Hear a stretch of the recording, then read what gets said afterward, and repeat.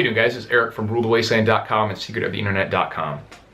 If you haven't seen it, there is this video that had, or not a video, excuse me, a story that's come up recently. I believe it just happened yesterday, about a family who was trying to get onto a United Airlines flight, and they were kicked off, or they were prevented from boarding because at least one, maybe two of the children, who were like 10-year-old girls or something, I think it was one 10-year-old girl, was prevented from boarding because she was wearing just leggings as pants with nothing else over them.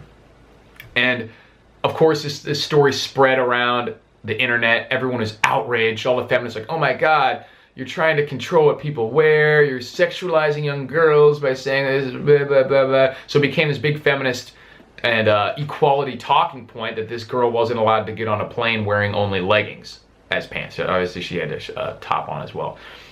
And I knew as soon as I saw this that there was something else to this story, that this wasn't what meets the eye. And so initially I assumed, all right, maybe these were especially thin or see-through leggings, or it was obscenely exposing. You know, we've all seen people wearing leggings where you can see basically every outline of everything. So I was like, maybe that's the case. But even then, I didn't think that was probably the real story here, because if you've been on airplanes or traveling at all, you'll see lots of people in tights, yoga pants, leggings. That is like the preferred travel garment for most modern women, not to mention a life garment for modern women, which most of the time I have no problem with that. There's a few that you don't want to see wearing these things. Most of the time, you know, leggings are not going to expose you in any way. But I just knew that there was something more to this story.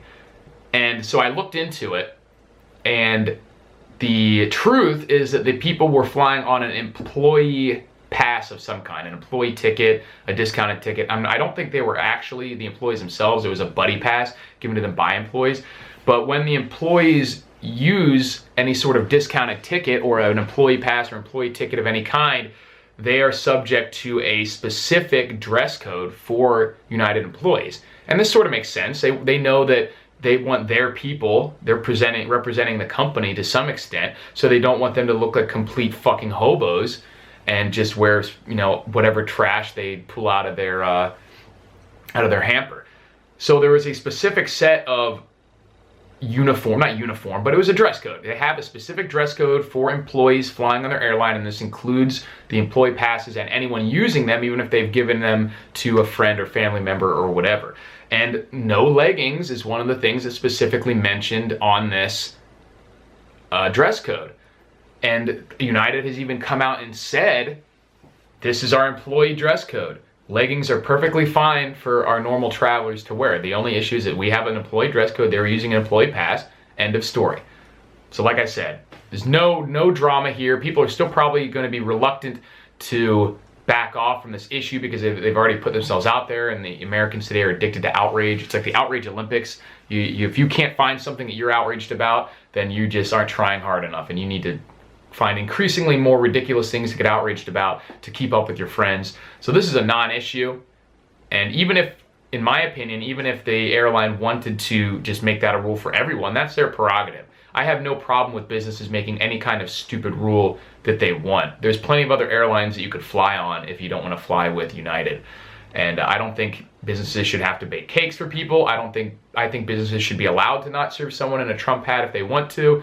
I think you should be able to reserve the right to not serve anyone for any reason that you seem fit. I think people should be allowed to not serve people because of their race if they want. If I go into a business and some guy decides that he doesn't want to serve white people, I may think that's stupid, but I think he should be allowed to do that. Now, keep in mind that you're not allowed to do that legally at this point in time. I'm just thinking that a business owner should have complete control over how they run their business, even if it's bad or cruel or anything else, as long as it doesn't infringe on someone else's constitutionally protected rights or directly harm them. Like, you know, you can't just punch someone in the face for walking into your business, but you should reserve the right to give your business or services or whatever to anyone, or not give them to anyone as well. So, but that's not even the case here. That's not even the issue. That's just my personal belief on that subject. But the bottom line is, this is a total non-story. It is getting spread by people who are addicted to outrage, and they see oppressive patriarchy behind every bush and every occurrence, and that's what they thought was going on here, and it's not. So this is just to let you guys know what's really going on with this story, and that it's a non-issue. So let me know what you guys think. Thanks for watching, and I'll talk to you later.